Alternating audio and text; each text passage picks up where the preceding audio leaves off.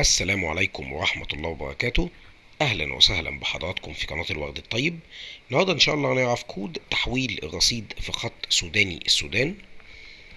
كود تحويل الرصيد في خط سوداني السودان. لو عايز تحول رصيد بتتصل برقم نجمة 303 نجمة، بعد كده المبلغ اللي هتحوله وليكن مثلا 60 جنيه، بعد كده نجمة، بعد كده رقم الموبايل اللي هتحول له الرصيد، بعد كده نجمة، الرقم السري وليكن 4 اصفار، بعد كده شباك. معلش الكود طويل شوية، هي الشركة منزلة كده.